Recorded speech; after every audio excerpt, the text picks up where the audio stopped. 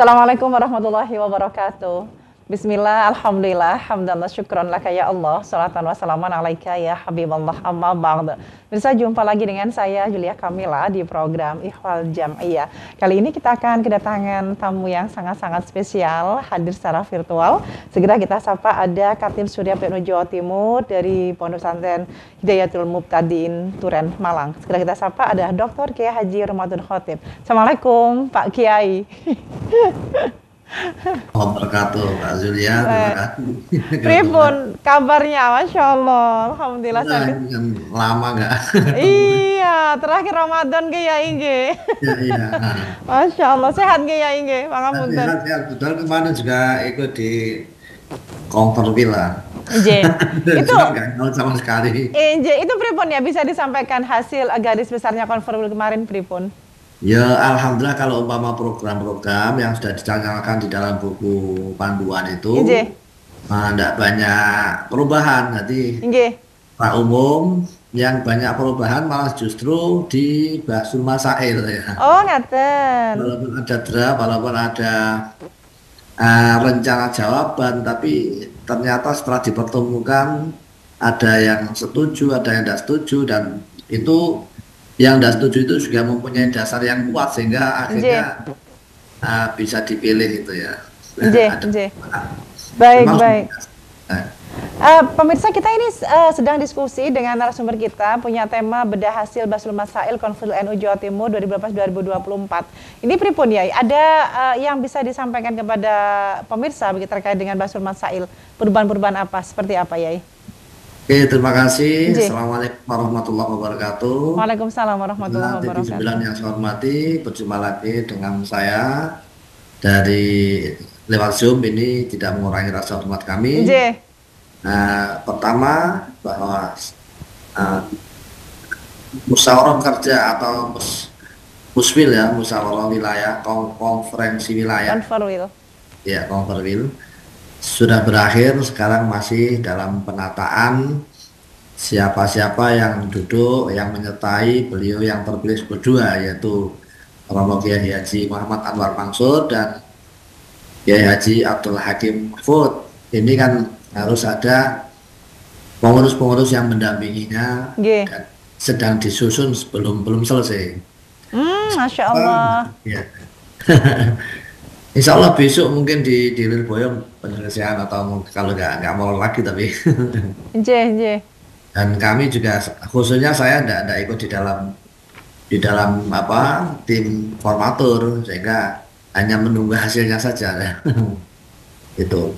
Yang sempat kita catat bahwa ada beberapa komisi ya, ada komisi organisasi, ada komisi program, ada komisi tausiah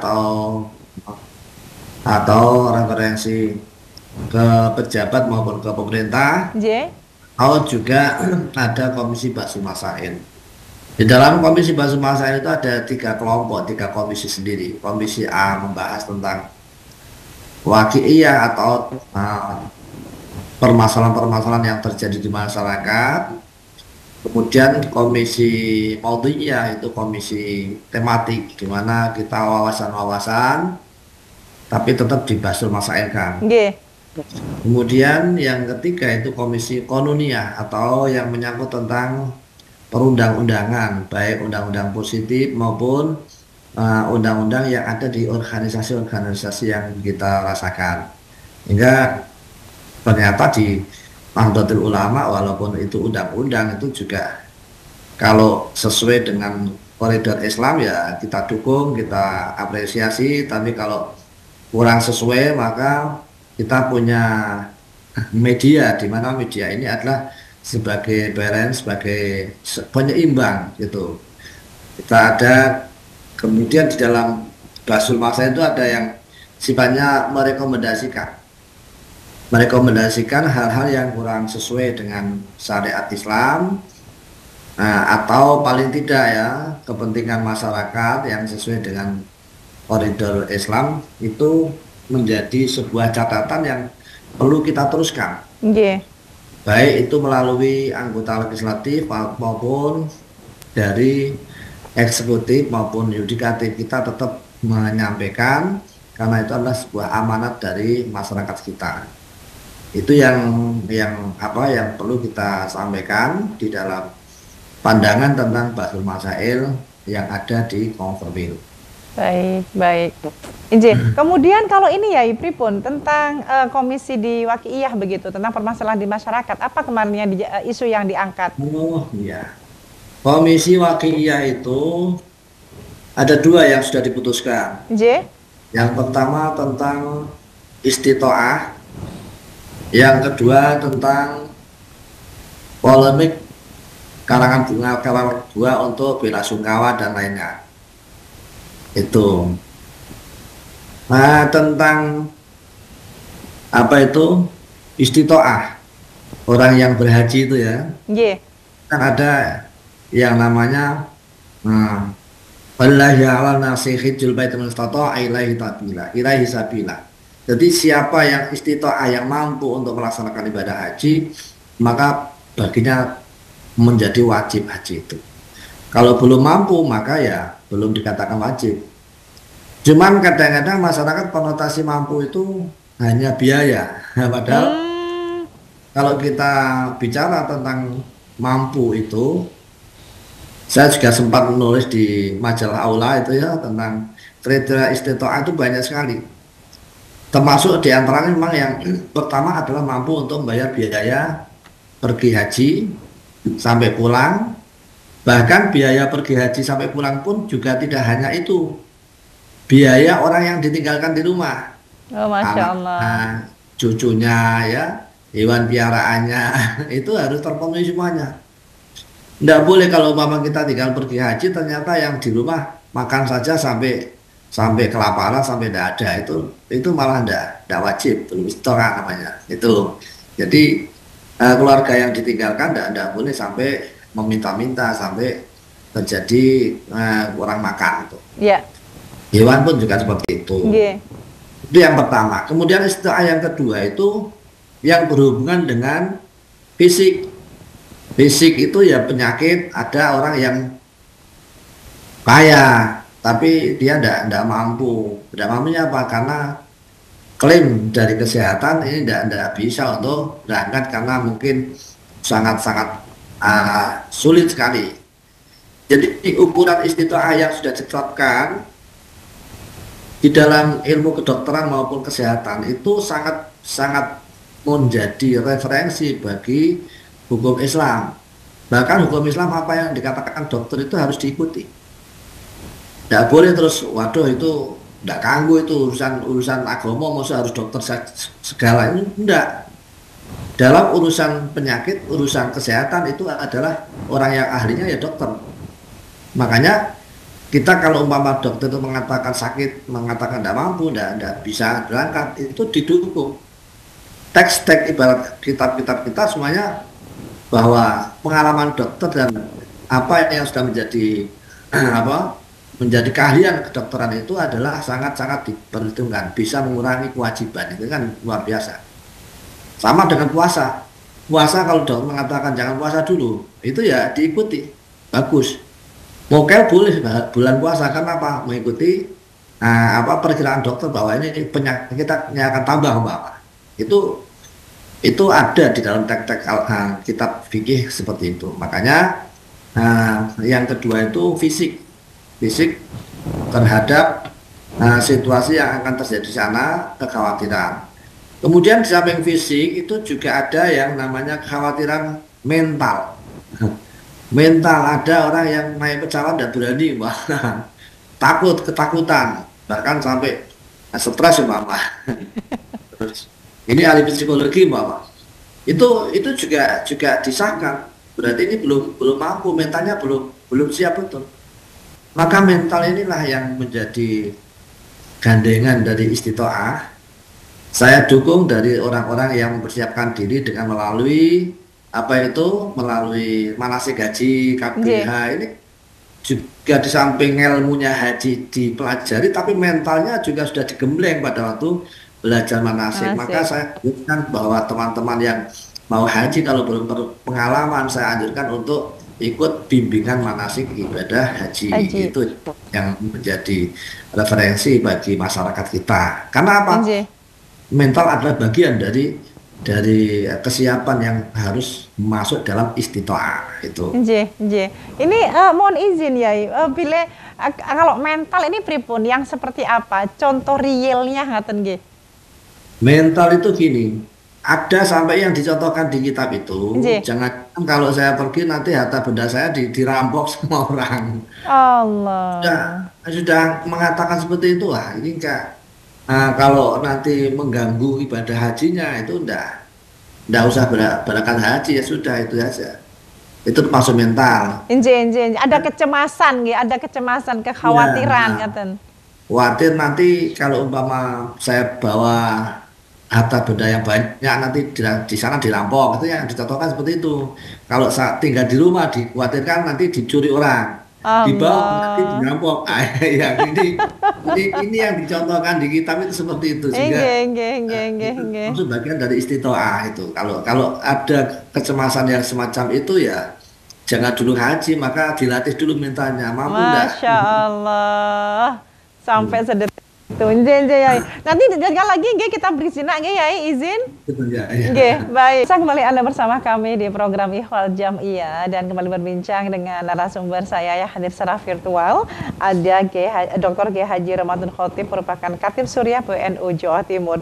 Yai, izin. Ini kan juga ada kata-kata dilema daftar tunggu haji begitu, nggih. Ini pripun Iya. fenomena yang terjadi sekarang itu pripun, Yai? Ya. Itu kemarin masuk di dalam deskripsi permasalahan yang juga kita bahas ya. Nggih. Jadi untuk sekarang memang kalau umpama kita punya uang, kan satu porsi itu kan 25 juta sudah dapat porsi. Tapi begitu dilihat porsinya kita kira-kira estimasinya kapan? Daftar tunggunya sampai 40 tahun. Insya Allah. 40 tahun sehingga waduh, lah umur saya itu sudah 65 gimana ini? Akhirnya setelah pulang mikir-mikir, waduh ini saya sudah daftar 25. Cuman saya khawatir tidak nutut. Hanya saja saya tidak ada modal. Yang ada punya sawah gitu. Cuma sawah. Dan sawah itu ya memang sebagian untuk kehidupan. Makanya kemudian apakah saya harus menjual tanah dibuat haji plus? Kalau haji plus itu kan biayanya 250 juta mungkin Nggih, bisa tinggi. berangkat gitu. Paling 1 tahun atau 2 tahun itu. Maka dengan pertimbangan yang semacam itu, kalau apa sawah itu satu-satunya sawah itu yang dibuat makan kita bersama, sehingga kalau umpama kita jual sawahnya akan menjadikan dirinya secara lahiriah, secara perkiraan kita akan menjadi orang yang susah makan umpama, maka tidak harus dijual. Tapi kalau mempunyai cadangan yang lain untuk makan harian itu sudah dianggap cukup, itu hanya apa kelebihan itu. Atau kalau umpama yang kita biasanya kita punya kan mobil lah umpama mobil, punya sawah, punya harian sudah semuanya ada, maka keinginan yang semacam itu harus menunaikan ibadah haji meskipun harus menjual mobil. Kalau mobil itu kan bukan kebutuhan pokok. Nggih. Itu memang kewajiban, sudah berkewajiban haji. Seandainya dia tidak melaksanakan dengan cara yang semacam itu, kok dilalai, kemudian tidak sampai dengan batas akhir dia wafat, maka dia mempunyai hutang kewajiban haji karena dia sudah istitoah namanya, sudah mampu tapi Sudah tidak mampu. melaksanakan. Jadi makanya kita kadang-kadang lihatlah, karena yang namanya kepentingan mobil itu kan hanya kepentingan samping lah, Mbak. Nggih. Atau transportasi masih bisa untuk dengan yang lain, bukan kalau umpama tidak punya mobil terus akhirnya menjadi sakit, menjadi apa, tidak bisa apa-apa, Mbak. Itu lain.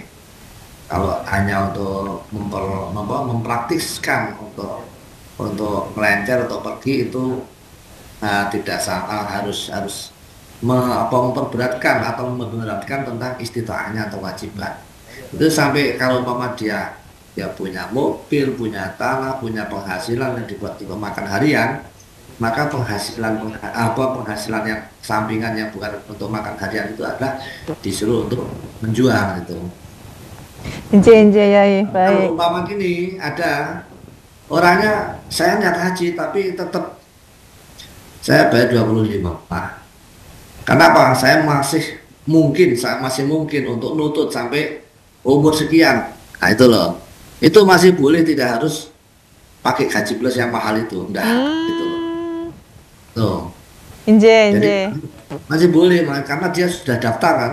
Daftar sudah oke, sudah punya porsi, berarti kan tinggal nunggu.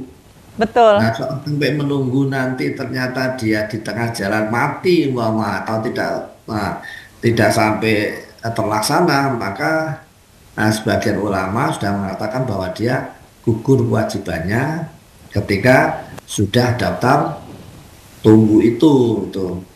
Tapi kalau umpama dia sudah ada yang mengingatkan, apalagi dia itu orang kelihatan kaya, kok kenapa kok nggak segera bayar yang 250 dan menjual itu kewajiban. Jadi walaupun sudah daftar, dia punya tanggung jawab untuk sudah melaksanakan haji. Itu Inje, inje. dia tetap harus yang plus itu tadi. Iya, Itu solusinya kalau nggih ya inje. kalau yang tunggu itu dia mempunyai perkiraan, ya perkiraan apa? Perkiraan saya masih nutut umurnya untuk sampai menunggu yang 25, kemudian bisa diberangkatkan itu.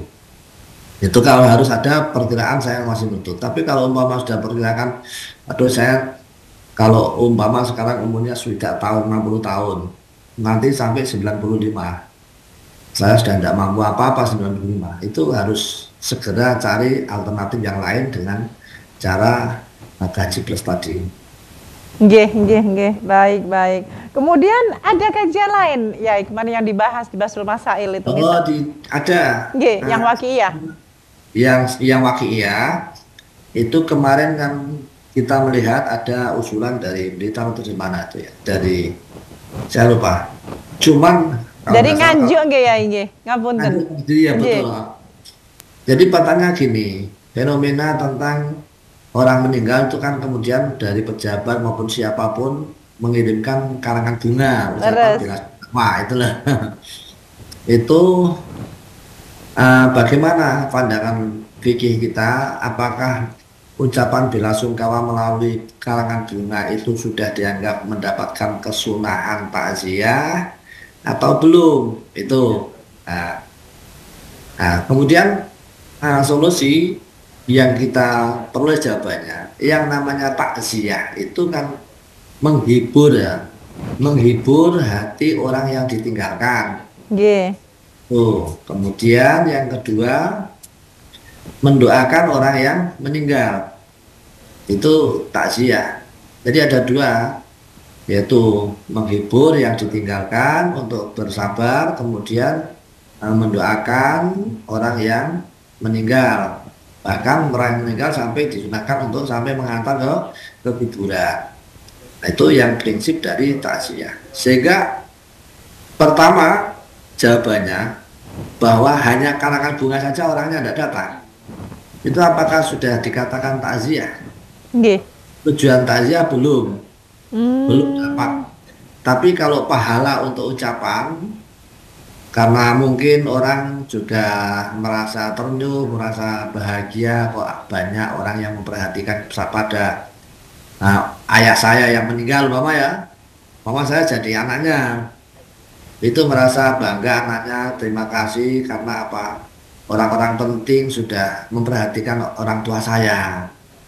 Itu ada nilai pahala tentang apa menyenangkan keluarga itu dengan karangan bunga, itu hatinya akan merasa bangga bahwa saya, apalagi yang memberikan itu pejabat, yang memberikan itu orang terhormat, ini ini membawa ada apa? Ada nilai nilai pahala ya. Tapi tujuan takziahnya belum belum cuman kalau nilai pahalanya ada gitu. Dapat, inje. Baik, baik. Memang itu kan fenomena nggak ya, Inge? Itu kan sekarang juga lagi musim juga nggak ya, Inge? Iya betul.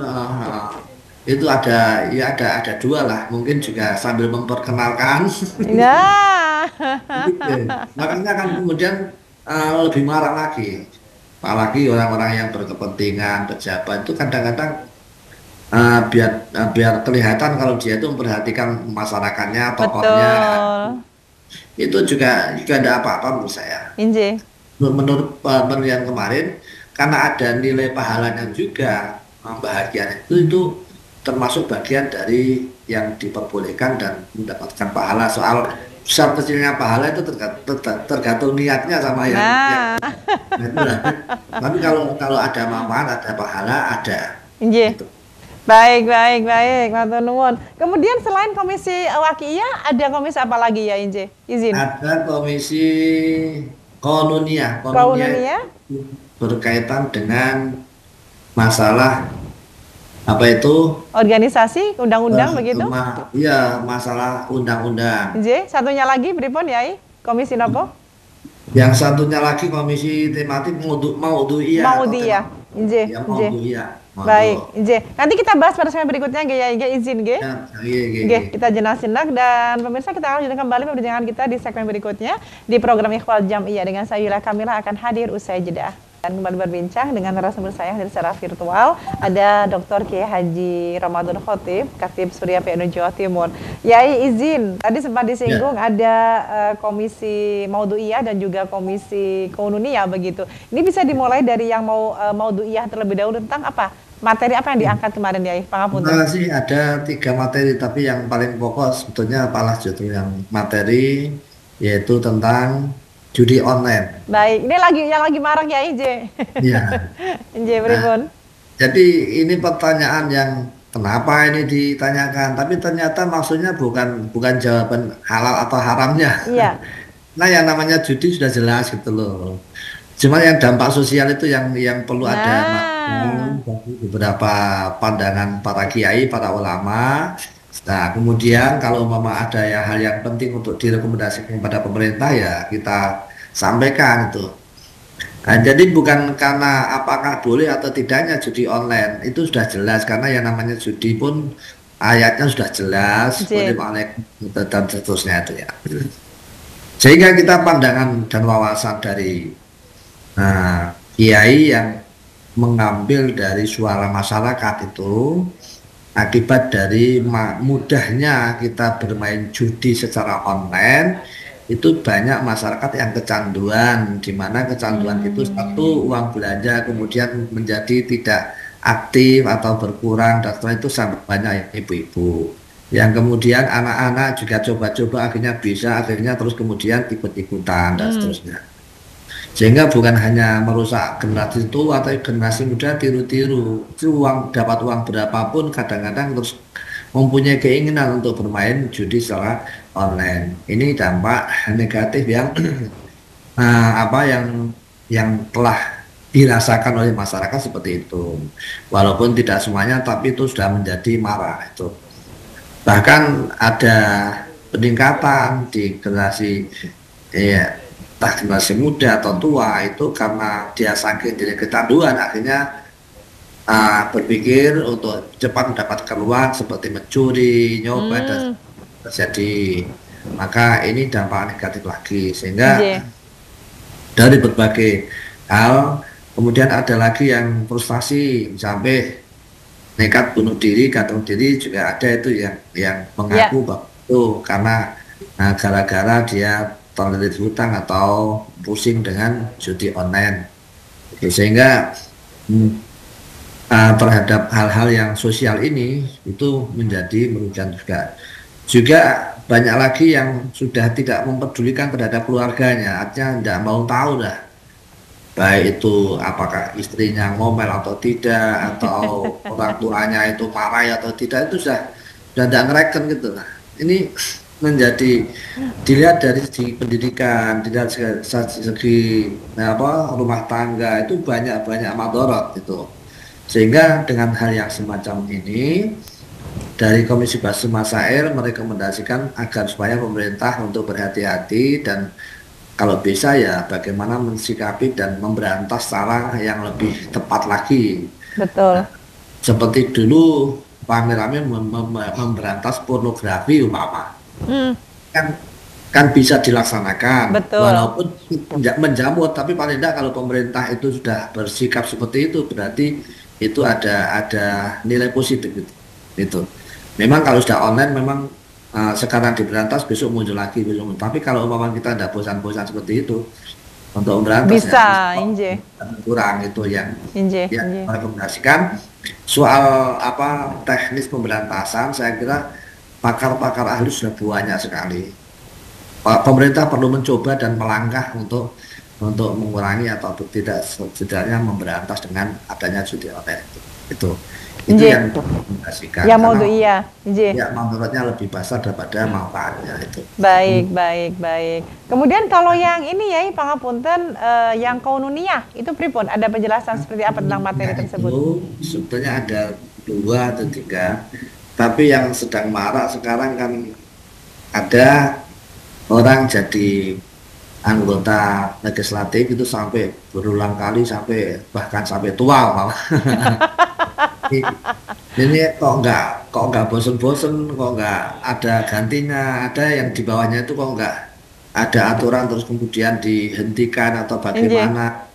Ya, ini kan yang namanya pejabat pemerintah itu ada yang pejabat karir, ada yang pejabat publik.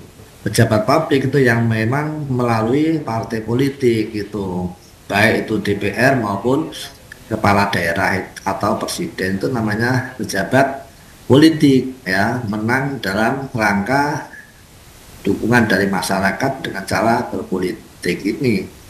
Nah, apakah ada di dalam Islam itu pembatasan jabatan? Di dalam Islam mensikapi tentang kenegaraan itu yang pertama adalah al-maslahah atau kebaikan secara umum. Sehingga hadis Nabi mengatakan bahwa tasarruful imam manutun bil maslahah. Kebijakan seorang pemimpin itu orientasinya harus kepada kemaslahatan. Sehingga selama dia itu menjadi orang yang lebih bermaslahah itu terus sampai kapanpun secara teks tidak ada pembatasan dalam Al-Quran maupun hadis itu karena hanya sebatas kemaslahatan. Tapi ketika kita melihat secara konteksnya, secara esensial ditemukan pembatasan-pembatasan jabatan di dalam sistem ketatanegaraan maupun di dalam kitab-kitab fikih kita, di mana pertimbangannya adalah bahwa jabatan yang diyakini itu adalah merupakan masalah yang kemaslahatan bangsa gitu. Kalau sudah ada indikasi tidak ada atau kurang bermaslahah maka itu mestinya harus dibatasi. Itu kalau melihat. Yang kedua, ketika tidak ada pembatasan periodik, seorang pejabat akan bisa menjadi orang yang pengalaman, menjadi otoriter dan bahkan diktator. Itu kemungkinan terjadi. Kemudian pencegahan terjadinya atau power ya, yakni penyalahgunaan kekuasaan ini karena saking pinternya lama menjabat ini. Maka itu sebagai Nggak mau berbagi jabatan ya. itu wawasan kita yang ada di dalam kitab itu memang seperti itu. Jadi Inje, orang Inje. perlu banyak dan semakin pintar untuk berpolitik kadang-kadang akan bisa menyalahgunakan jabatan politiknya itu. Kemudian regenerasi kepemimpinan nasional terhambat kalau tidak ada pembatasan. Kemudian peningkatan akuntabilitas terhadap kinerja itu juga berkurang. Kadang-kadang orang jabat su itu wis biasa. Ini akan melemahkan lagi akuntabilitas. Kemudian menjaga integritas dan efektivitas sistem demokrasi dan pemerintahan yang sehat. Ini kalau umpama tidak ada pembatasan akan melemah. Kemudian mencegah terjadinya korupsi, kolusi dan nepotisme. Ini kalau ada pembatasannya. Kalau tidak ada itu akan terjadi hal-hal yang semacam itu. Makanya sebaiknya ada pembatasan dan itu pembatasan itu hak mutlak dari parpol atau politik orang-orang yang pelaku politik ya. Kalau di Indonesia kan pelakunya politik atau yang punya parpol itu tidak membatasi ya tidak akan terjadi karena itu Nggih. kita kan sudah menyerahkan kepada partai politik masing-masing. Ada yang dibatasi mungkin 7 tahun, 7 periode, atau 8 periode, itu memang ada. Atau kalau partainya tidak membatasi ya sudah terus bablas. Makanya ini Nah, keputusan ini rencana disampaikan kepada semua ketua-ketua partai. Soal dipakai atau Hmm, tidak, nggih. sebenarnya ada pembatasan. Intinya gitu. Soal tata cara pembatasan dan seterusnya itu diserahkan pada mereka semuanya. Nggih, nggih, Sehingga Yai. apa yang kita bahas itu adalah beberapa alternatif antara manfaat dan tidak manfaatnya atau kurang manfaatnya. Madarat dan manfaatnya tetap kita sampaikan dan kesimpulan kita ada sebaiknya jabatan politik bagi orang-orang pemegang kekuasaan politik itu ada batasannya. Nggih, Masya Apa Allah. kita Baik. lihat di Pak apa bupati, presiden, gubernur saja juga ada batasannya, Nggih. tapi kalau yang legislatif kok enggak itu sehingga ya mau Butuh di dikaji ya, ya, Inge, butuh dikaji ulang itu. Inge, Inge. Baik, Yai, sehingga izin mungkin sebagai kesimpulan statement singkat dari panjenengan Yai itu mengakhiri program Ikhwal Jamiyah Yai. ingat bahwa kami sudah membahas dari beberapa permasalahan. Kalau ada yang bersangkutan ini adalah dari pejabat politik, kita kirimi surat ya. Kalau ada yang menyangkut tentang pemerintah, itu kita sampaikan juga melalui pemerintah itu rekomendasi dan itu semuanya hasil dari suara dari masyarakat melalui konferensi wilayah Nahdlatul Ulama Jawa Nggih. Timur tahun 2024. Baik. Mudah-mudahan rekomendasi ini bisa dibaca, soal diamalkan alhamdulillah, kalau enggak ya mudah-mudahan suatu saat ada berpikir positif sehingga pemasukan ini mudah-mudahan ada baiknya. Itu yang paling utama kalau yang menyangkut seluruhnya.